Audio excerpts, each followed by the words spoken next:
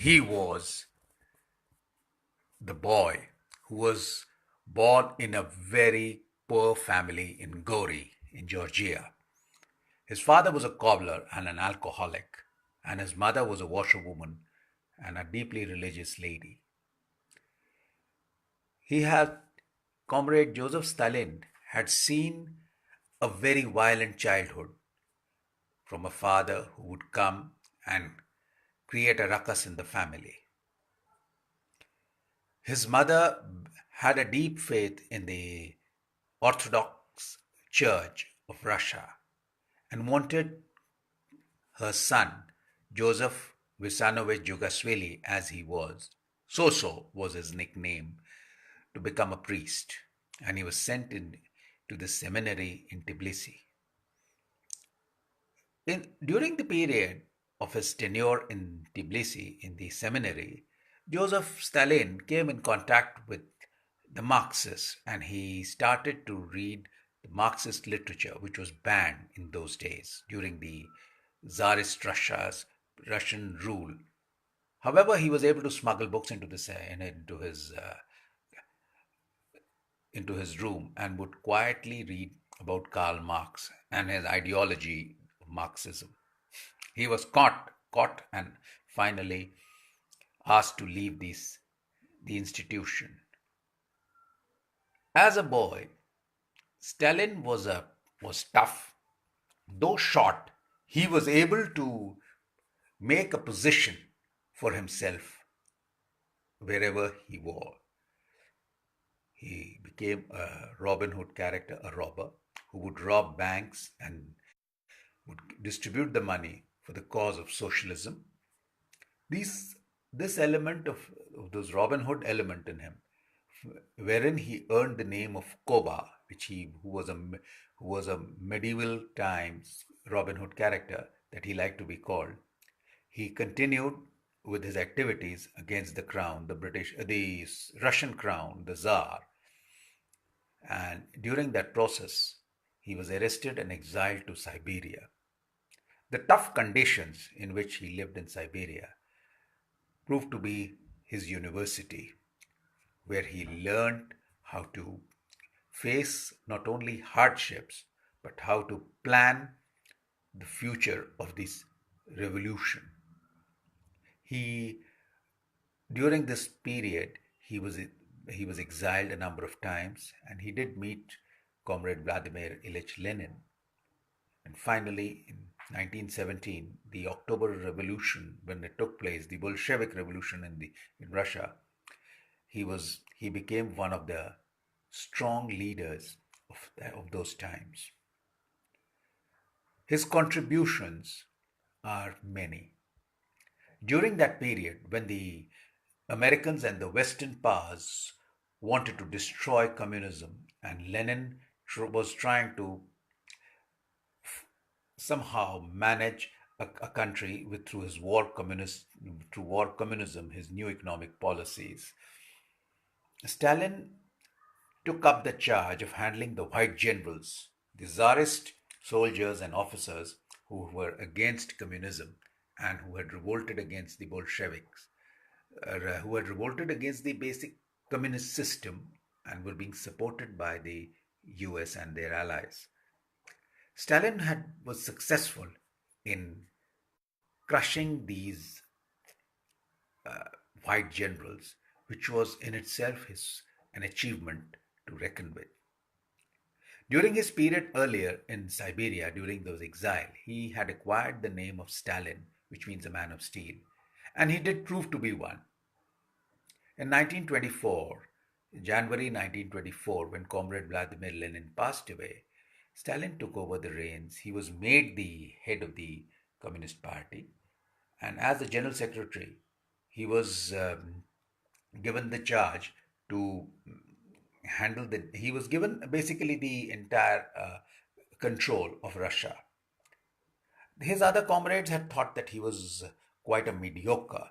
They had underestimated his abilities. However, Stalin was a man with a vision. He was a he was a leader, a true communist who started working on policies and started making plans for modernizing Russia. He wanted Soviet modernity, and he did it, for which he had to take stern measures and harsh decisions. Collectivization was one such step which saw opposition from the kulaks. And the fact that collectivization was the need of the hour because Stalin had planned to industrialize the entire Soviet Union. And to support these industries, he needed food. Therefore, collectives were formed, lands were together made, converted to state lands, and the produce was then sent to the industries to feed the industries it was used. The revolt of the kulaks in this regard had to be crushed. That was in the interest of Russia, in the interest of the Soviet Union. He also introduced education in, into the Soviet society that had none and worked towards making his nation a superpower. The second part of his rule comes during the Second World War, where in 1941, without giving them a chance, Hitler and the Nazis launched Operation Barbarossa. This had been a betrayal of the agreement that the Third Reich and Soviet Union had signed, the Ribbentrop Ribbentrop Agreement that had been signed by the two sides. And Germany and the Nazis, of course, in Germany, rather shamelessly breached this trust, and declared war on Russia. Thus, Russia entered the Second World War. Well, despite the heavy casualties the Red Armies had suffered, and the losses of civilian lives, Soviet Union was able to turn the tide of the Second World War in favor of the Allies. Indeed, the role of Comrade Stalin and his leadership overshadowed that of the other leaders of that time. He saw to it that Germany, the Third Reich, is completely destroyed, and he did it. The manner in which the Soviets were able to retaliate and they launched their counterattacks on the Third Reich were indeed worth are indeed worth all praise, for it was then the greatest enemy of humanity, the Nazis, were destroyed. He was stern with regard to his opponents, and those whose thoughts, whose ideologies were not very viable or feasible, he had to annihilate them. Hence, the purges were launched. His arch rival, Leon Trotsky, who wanted to, who had been propagating world communism and wanted to implement world communism, that was not a practical choice of those times, had to be removed from his position. And because Stalin, by his analysis, could well understand that it was vital to first establish communism in a single country. And that policy of Stalin was most practical of those times.